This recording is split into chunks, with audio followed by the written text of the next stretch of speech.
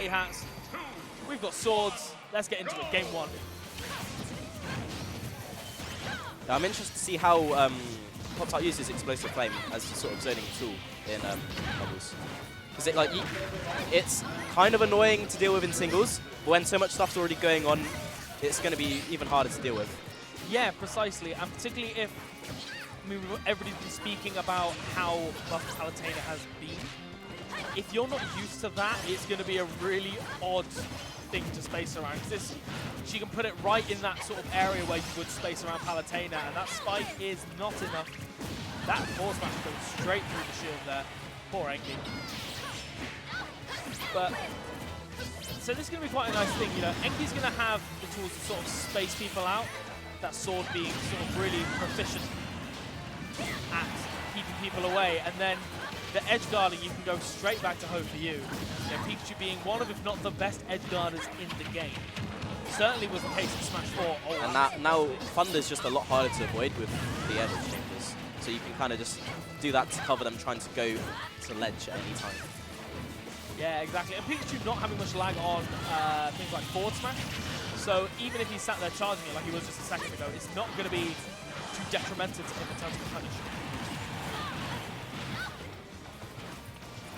And we're seeing here, Enki, I don't see where Enki lost that second stock. I'm not going to lie to you here. Oh, shame for Poptart. Matsu's got a wide stage, so she can charge 4 on very, very easily. So she's like already used it twice. Yeah, that plus the platforms as well. They're really, really useful. You can sort of stay up there. Oh, Enki's lost this time stop already. Oh, good grief. We're barely 2 minutes into the game, and a lot of stocks. Yeah, blue team are on their last stocks. Very surprising. Yeah, I didn't quite see how Enki lost a couple of his stocks, but it does seem to, you know. Sometimes you just like die off stage. Yeah, it's just one of those things. Particularly again, doubles is so chaotic sometimes that you do lose track of where you are, and then you can just see yourself sort of falling to your doom. Yeah, I'm having trouble working out what's going on, and I'm not playing. Yeah, precisely. It's also little things like, if you misinput an air dodge, it is death. You know, we are going back to those sort of melee times where air dodges are really sort of more of a last resort rather than a prominent defensive option like they were in Smash 4. Which you kind of just like mash air dodge to cover yourself against someone trying to edge guard you. Yeah, exactly. A bit different now. Yeah, exactly. I really like it personally. I like the fact that aggressive options are being more rewarded in this game. But and you have to be like, you have to think a lot more about the defensive options you make. Yeah, there goes Enki's last stock. I was about to talk about, you know, the 2v1 factor could happen, but I feel like, oh, very nice dearie me. Yeah. Poptart not even letting me finish my sentence as we go. Just getting that game over with. Yeah, solid game 1. But given that Enki sort of lost a couple of stocks seemingly quite early there, I don't think it would be necessary to write the other team out just yet. Sometimes it's just down to like shifts in momentum and just stocks just flying out the window very quickly. And it can happen, like Enki and Hoe4u can do the same back to Matsu and Poptart, I think. Yeah, and the thing is that we're seeing the classic example here of 2 established, really good singles players against a really good doubles team. And you see it very prominent in Melee with Pewfat, where they're both players that aren't necessarily at the top of the meta, but their synergy is so good that it makes up for it. Especially with these 2. I mean, I'm talking like Matsu and Poptart aren't well-established players. These are both incredible players. Poptart in the last Smash 4 UKPR being ranked in 3rd place. I believe Matsu and Poptart are both top 8 seeds for this tournament as well. Yeah. So, yeah, they're very competent players in their own right.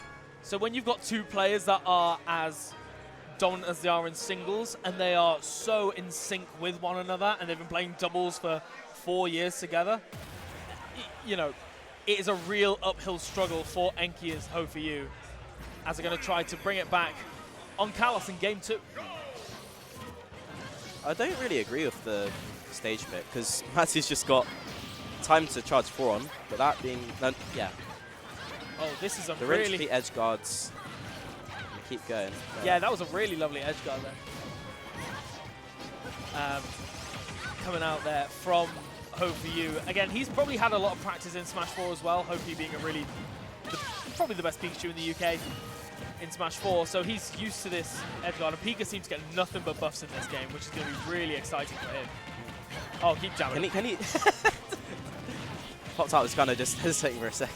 Well, I think he sort of had Enki to deal with on the left-hand side, so Hoe4u could just sort of keep jabbing away, really. But this is still relatively close. Hoe4u really acting as that stock tank. You know, Pikachu's mobility, he can sort of stick around at the ledge. Keep away. Yeah, back throw him, edge guard him. It's very hard to touch because he can just kind of zip away. Yeah, particularly with quick attack, you know, he can either zip away or zip in if his teammate's in trouble. So it's really strong. But again, Poptart not being too far behind in terms of percent here. You know, both him and Hoe4u in a very similar position of trying to keep that first stock and really gain that lead. But in all fairness, I really don't think Matsu is going to be the one to fight Hoe4u here. I think Pikachu sort of runs circles around Robin here. Even with the improvement in Robin's mobility, Hoe4u is just going to run circles around. And you can see whenever they're in that 1v1 situation, Matsu is just, you know, trying to catch the little rat. Really. There we go, that was nice. I was like, dash attack, not killing. Yeah, but Poptart had that covered with the up air here. And we're going to see if we can get that edge guard on Enki. Not quite being there. And again, the thing is with Enki's Lucina pick is that although there have been a few little changes in terms of her moveset, both Poptart and Matsu have got so much experience fighting this character.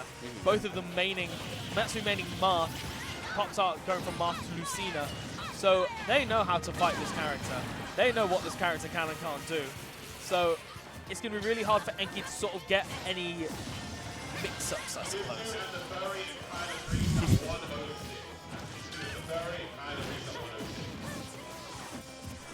Okay, so we're going to see, again, both of these players in a similar position. When Enki is not losing those stocks really early on, they are keeping it really close here. And it is going to be those clutch interactions where, you know, leads can be made and leads can be kept. Oh, that was really nice. Very nice conversion.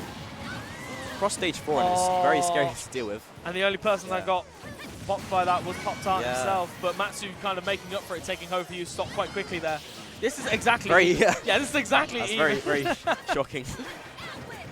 It's very rare that you're going to see that. Nice forward smash coming out there from Hoe4u, sort of edge guarding Matsu on the left-hand side of the stage.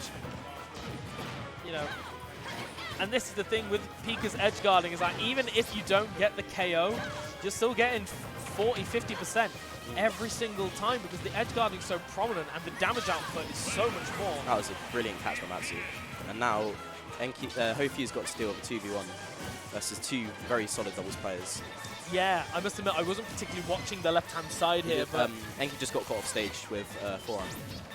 This is the issue with the 1v1s, is that, you know, you can have one teammate sort of doing really well on the other one side, but then on the other side, you know, your teammate loses their stock and suddenly what seemed like a favorable situation just become very tricky for Hoe4u there. That up smash is got such good coverage. And it lingers as well. It lingers, hits below the ledge. So scary. Oh, just missing out on the down throw off there. Yeah, I'm surprised Matsu didn't just run in and do a smash attack, given that, you know, how high Hoe4u is at. It would have been, you know, quite a while before he broke out. There we go. Yeah, Matsu, Easy peasy. Poptart are going to take it 2-0, advancing into winner semis. Yeah, I did like how well Enki and Hoe4u were playing in that second game there. They had some really good edge guards, they had some really good synergy here and there. But again, when you got players as fundamentally strong as Matsu and Poptart with that kind of double synergy, it's a struggle. Yeah, they put up a good showing in the second game, but it's too hard to deal with. Especially at the end of that 2v1, there's just a barrage of projectiles going Hoe4u's way, and it's awkward to deal with. Even if Pikachu can avoid stuff, but not that much stuff on his own. It's too much, really. Yeah, you know, what Matsu was probably able to do was that using the projectiles to cover maybe like 70% of the zone around her, and then you've got Poptart just there ready for where he will be. So, you know, between the two of them, they had so much covered. But now we have got Hoe4u and the Furry versus White Privilege. Yeah.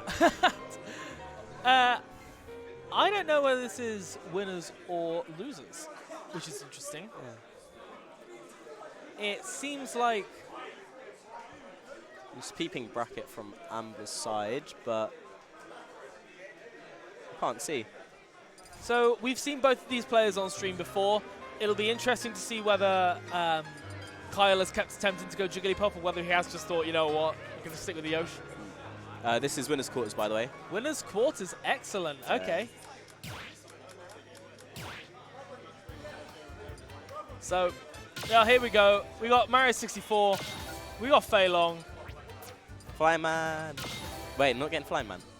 Please tell me that. Oh, we bought some classic Yeah, tickets. Man wants a single player. Big Ken. Whoever set up it is on stream. I hope they are happy with the goods that are being reined in right now. I remember at Wave Smash last week, one of the setups just had a sticker on it saying, please go to the vault every now and then and buy music. People were just helping out. Oh, yeah. Yeah, I used to check once a day and then found out it just comes back every like 20 minutes. So yeah, I didn't realize. I know it comes back like sort of every few minutes, like, but one thing does. But I didn't realize it came back so prominently. But so here we go. We're gonna have Crom and Wolf against Mega Man and probably Yoshi. Yeah. It'll be interesting to see. I mean, yeah, given how early Crom and Wolf can kill, I really don't think Puff's a good idea. You can just get hit by like an F smash out of nowhere and die at 50. Yeah, exactly. And also, again, I don't know how they've been playing outside of the set that we've seen, but I don't think Kyle and Reese have got that synergy to be landing those clutch rests, because we didn't see a single one in their set on stream. Even though they did win the set, but again, these two are a different beast to their previous opponents.